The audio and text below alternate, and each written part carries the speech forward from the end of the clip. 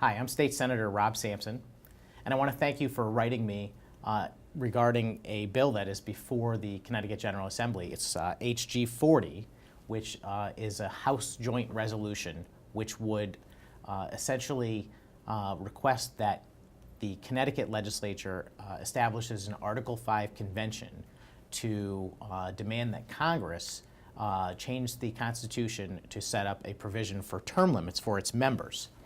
It's a somewhat complicated issue, and I thought it might be better to talk to you a little more personally through a video than trying to write kind of a stale email about it.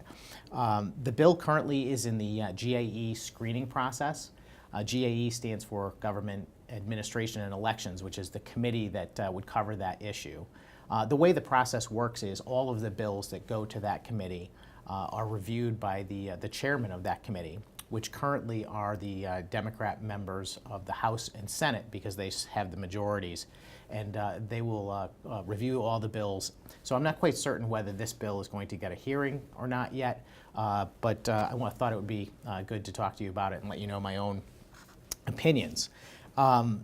This is kind of an issue that I think I go back and forth on a little bit because I find myself as an advocate for small government, and I'm a conservative. And I think that most people that contact me on these two separate issues, both the Article 5 convention and term limits, often fall into that category also.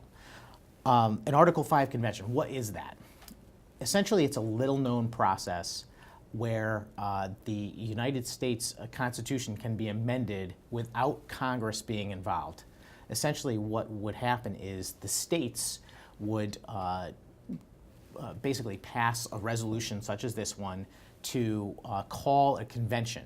And if enough states do that and they send members to this convention, they can draft amendments to the United States Constitution, and then those amendments would have to go back to the states. And if they are passed by 38 of those states, they are essentially ratified and they modify the Constitution. You know, this is a method that is being endorsed by both Democrats and Republicans, but for different reasons. On the left, there are those who want to overturn the Citizens United decision, and they see this as a mechanism to get there. On the right, you have folks most interested in term limits, balanced budget amendment, things like that that a lot of conservatives are after, but they don't see Congress acting on, and they think that this might be a more effective way to have it happen. I'm sympathetic to that, certainly, and I would like to see our Congress smaller and paying much more attention to our constitutional values and principles. My concern about the Article 5 convention, and also an issue I have with this bill, is that this bill says it's an Article 5 convention for term limits. But unfortunately, that's not how this works. If an Article 5 convention is called, when those commissioners, is what they're called, are sent to that convention, they can bring up any topic whatsoever. And that's always been the interesting issue, and I think the reason why we've never had an Article 5 convention in the entire history of the United States, despite the fact that this exists in our Constitution.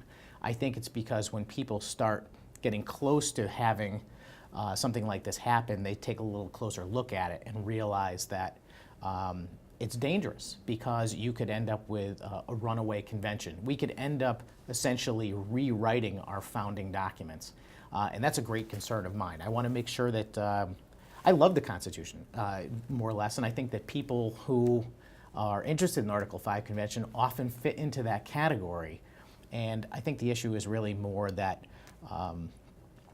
our members of Congress are paying less attention to what the words on the paper actually say. And I think that's the solution, not so much writing new words on new papers. As far as term limits, too, I mean, term limits is the other part of this. And, you know, it's another issue I go back and forth on. I'm as upset with career politicians in Washington as anyone, and I want to see our elected officials being responsible to the people. But to that end, I would suggest asking yourself some questions. I wrote these questions down for myself, just thinking about the subject of term limits. And this is the reason why I'm not committed to it. When I first got into politics, I thought this was a great idea. We need to get rid of these career folks, and we need to have a citizen legislature, just like it was envisioned by our founding fathers. But here are some questions.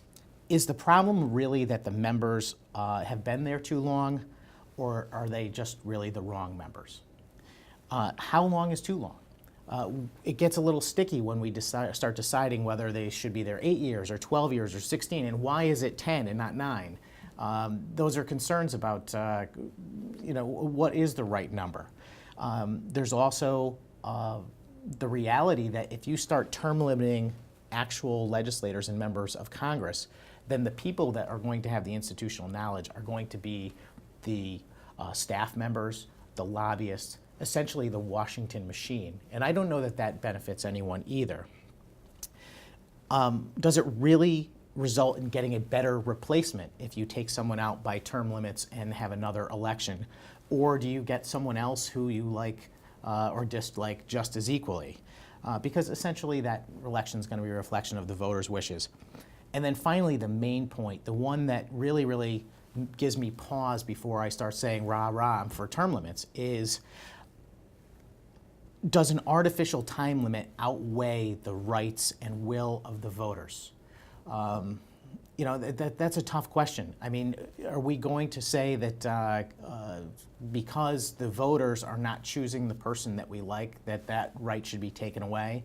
Or is it really up to us to change hearts and minds and try and convince people that they need to look at their government differently and elect a person that has a different set of characteristics? I defeated someone who was in office for 8 years and had defeated his previous opponent by a large, large margin. It was not an easy race. I was told by a lot of people that it was impossible. But I worked hard and I was able to do that. And since then, I think I've made a lot of headway in my district. To me, I think that's the vision for how we change things for the better in this country. And I'm an advocate for that. So I don't know what's going to happen with these bills going forward. I'm certainly going to keep a close eye on them, and I'm looking forward to the potential for a public hearing and answers to some of these questions, and curious to see what people have to say about them. In the meantime, if you have anything you want to ask me about or you want to contact me in any way, please don't hesitate to email me anytime. It's rob.sampson@cga.ct.gov, or you can find me on my website, senatorsampson.com. Thank you very much.